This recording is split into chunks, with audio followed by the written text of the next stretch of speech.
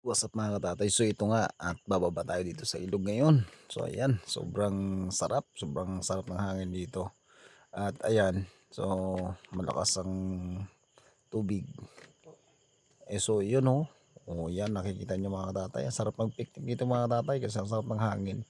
Ito yung nag-iisang ilog dito sa Itugo Rizal. Ayan, so sa lahat ng mga solid katatay natin dyan.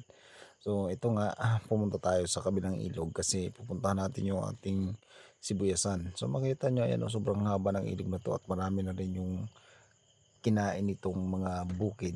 Dahil nung nakaraang baha ay talaga namang kawawang kawawa. Ayan, samahan nyo ako mga tatay.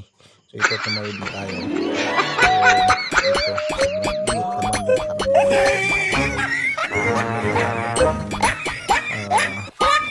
naman yung paglalakad nila talaga ay sobrang mainit dahil ang oras ko bandang alas 10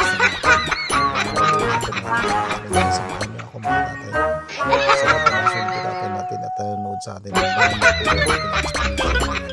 sa atin na naman pag-unod ko life gana mga tatay sa iwan so dito tayo ngayon naglalakad mga tayo ito ng ating katabong ilog habang ito dito mga camera sobrang lakas na tingnan nyo mga so ito once we parang mga malulot na pahabang lakas ng hangin ito mga katatay so yan patuloy na rin tayo maglulakad at bigyan tayo kung sa bahay ako mga katatay talagang natawirin na dito ng kanilang anong hirap so dapat ito yung malaman nila kasama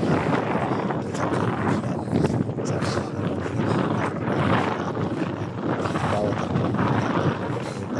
positive natin na pamumuhay. So dito nga tayo mga tatay. Tayo no. Ganito ang buhay dito sa bukid mga tatay. Kung alam niyo lang kung gaano kahirap ang pag-traktor dito sa bukid sa igit. At talikabok na yun ang hap na tuwing may traktor. So ito nga yung sibuyasan na ipinapakita ko. So ngayon ito mga tatay. So hapon na. So kailangan natin umuwi mga tatay. Sobrang ayan. So palubog na rin ang araw nung tayo galing doon sa bukid. Naglalakad na naman tayo. At ito sa lahat ng sumusuporta talaga sa atin. Pagpasdan dito ang palubog na araw mga tatay. So kahit nakakapagod sa katawan mga katatay. Tanong, ito kita ba tayo hindi?